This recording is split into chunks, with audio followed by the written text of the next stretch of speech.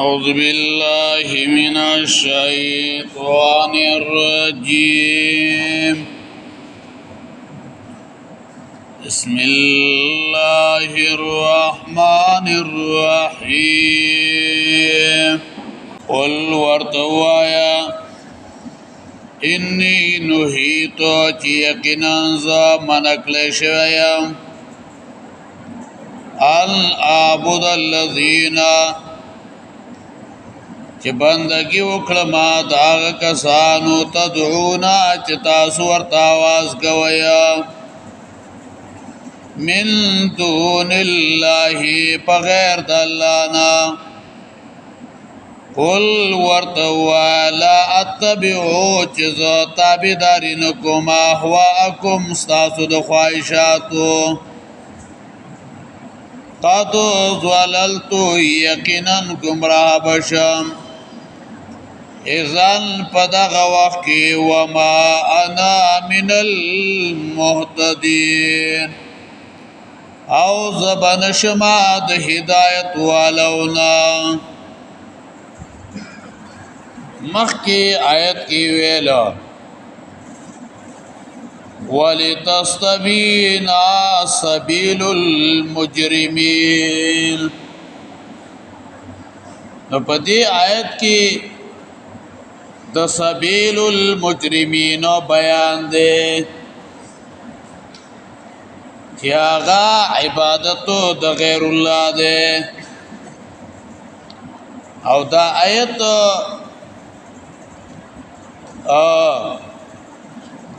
آیت جواب دے د مشرکانو د دعوت چې نبی له صلوات و سلام د غیر الله عبادت ترابل له.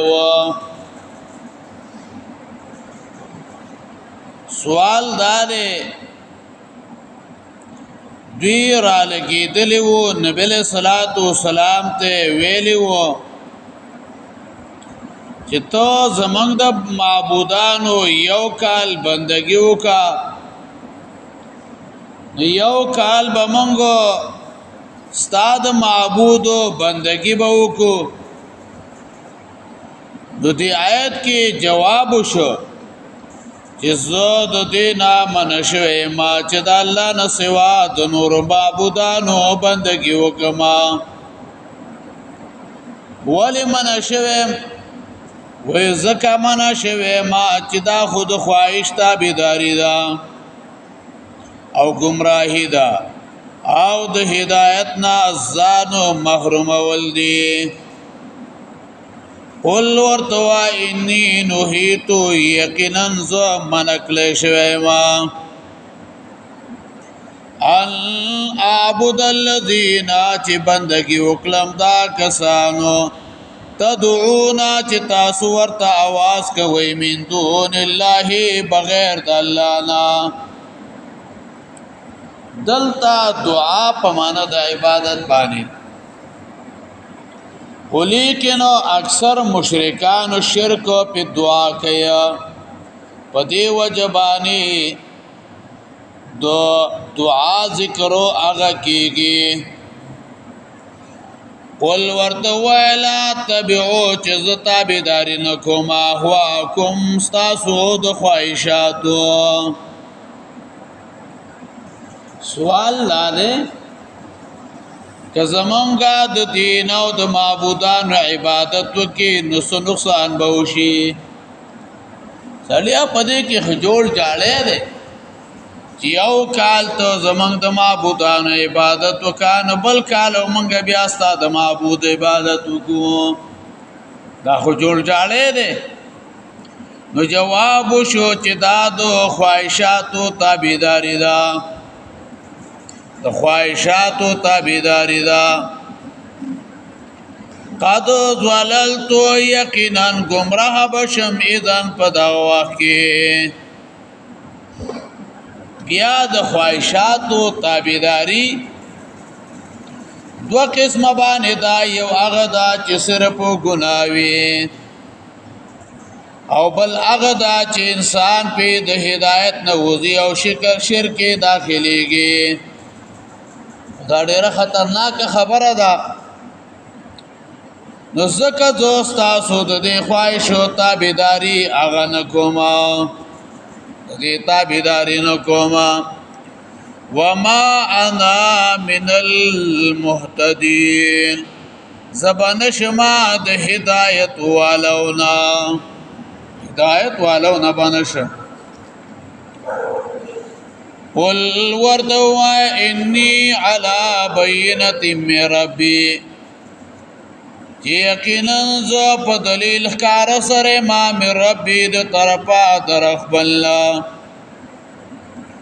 وکذبتم به او تاسو دروغجن غنلی دی هغه لرا ما عندي نشتا زما سرا ما هغه عذاب تستعجلون به چې تاسو تلوار کوي پاغه باندې ان الحكم الا لله ند فیصله مگر د الله سره يقص الحق بيانوي حق لرا وهو خير الفاصلين او دغه غورا د فیصله کوونکو نه ده خير الفاصلين په دې آیت کې دا خبره ذکر کړي چې تاسو سره خواهش ده خواهش پس رواني او ما سره واضح دلیل ده او په دې آیت کې جواب دې د بل سوال چې ستا په خبره څه دلیل ده نو جواب وشو چې زه د خپل رب طرف نه په ښکار دلیل باندې روانې ما او تاسو خواهشاتو بس روانې زما ښکار دلیل نه مانی نو د دې جواب هغه پټ ده فانتم تستحقون العذاب نو تاسو خو د عذاب مستحقین لکه څوک چې حق نه مانی واغا د عذاب حقدار وی قل اني على بينه من ربي ورتوا يقينا زپتل الخار سره د طرفا درف بلنا وكذبتم او تاسو دروغجن غن دي اغلرا ما عندي نشت زما سرا ما تستعجلون بي غذاب چې تاسو تلوار کوي باغ باندې ما عندي نبي اوغي او سوال وکړ چې مونږه حق نه منو او د عذاب مستحق یو نو کترشتنه نو په مونږ باندې عذاب راولا جواب وشو چې تاسو د عذاب حقداري او تا زما په اختیار کې نشتا چې زو تاسو باندې فورن عذاب راولم د عذاب حقداري د عذاب مستحقي ولیکن زما په اختیار کې دا نشتا چې د تاسو باندې فورن عذاب اغراولم او د دین مراد مفسرین یا د دنیا عذاب ده سورۃ انفال 32 نمبر آیت مبارکه وګورئ سورۃ انفال 2 آیت کې وایو سورۃ انفال 2 آیت کې وایو الله وَإِذْ قَالُوا وَإِذْ قَالُوا كَلَّتِ دِيوِلُ اللهم اے الله ان كان هذا هو الحق کچریوی دا محمد صلی الله علیه وسلم په حق باندې من اندک استاد طرفا فامطر علينا حجاره من السماء راولېږي په موږ باندې ګټه د اسمان لا اویتنا بعذاب علیم یا راول متعذاب دردناک ما تستعجلون به تتینا مراد دنیا عذاب دے دو دنیا عذاب دے ان الحكم الا لله نه د فیصله مگر د الله سره ده. دلته حکم تکوینی مراد ده د چا د عذاب فیصله او د چا د مرګ فیصله دا په اختیار د الله کې دي، د الله سره دي. یقص الحق بیانوي حق لرا، یقص الحق يقص على رسوله القصص الحق في جميع اخباره ووعده ووعيده. بیانوي په خپل رسول باندې حق او بیان په ټولو خبرونو، ټولو وعد او ټولو وعدونو کې. یقص قص کلا په معنا د تلاش کولو باندې مرضی. يتتبع الحق ويصيبه في اقواله وافعاله التي يتصرف بها في عباده.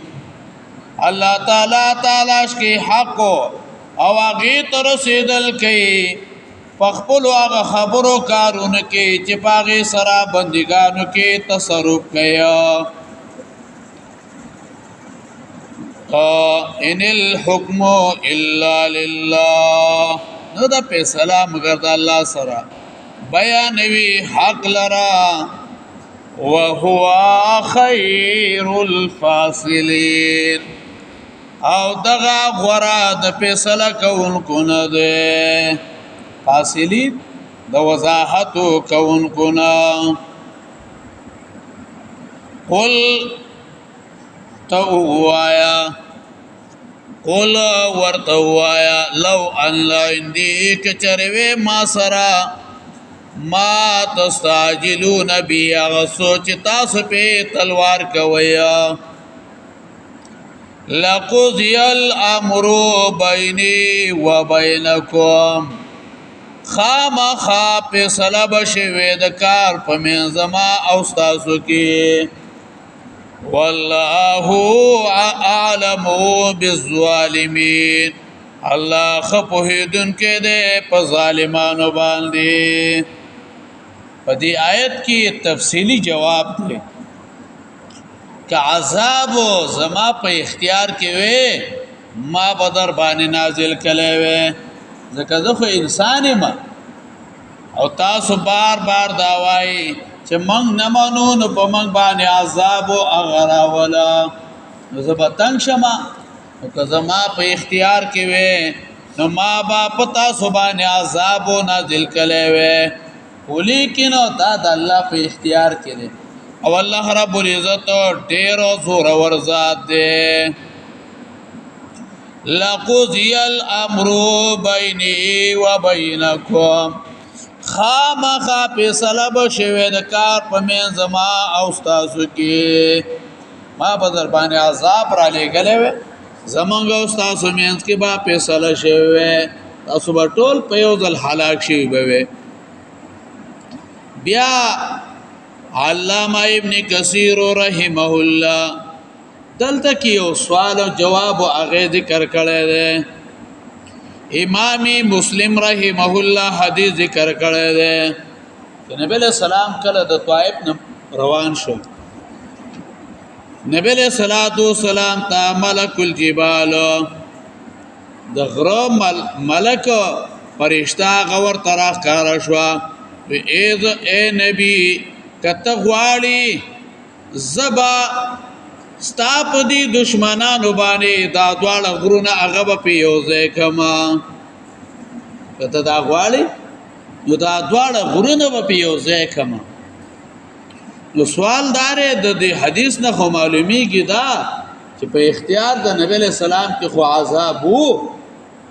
علما جواب ذکر کیا چې کله د منکرینو د عذاب وغوښتو په دغه ټیم کې د نبی له سلام سره اختیار هغه نه وو، ځکه نبی له صلوات و سلام ویل که زما په اختیار کې وې ما به پتا سو باندې عذاب را وصلې وې.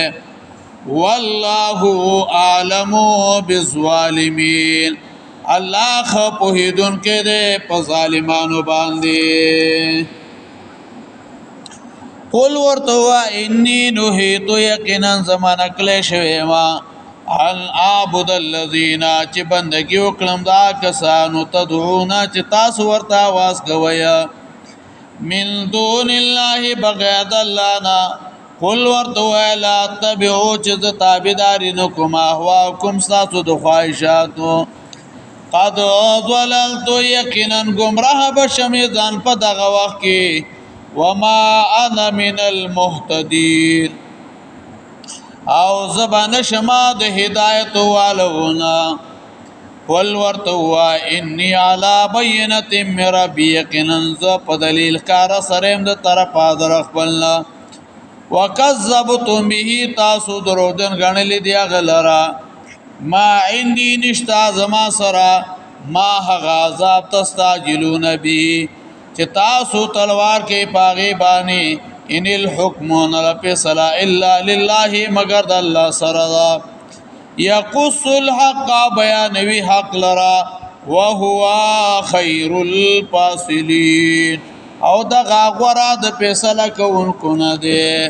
قل ورته ووایه لو ان عندي کچره زما سره ما هغه سو تستعجلون به چې تاسو په تلوار کوي لقضي الامر خامخا فیصله بشوي بیني د کار زما و بینکم استاسو کی والله عالم بالظالمین الله خو پوهیدون کې ده په ظالمانو باندې. اللهم واجرنا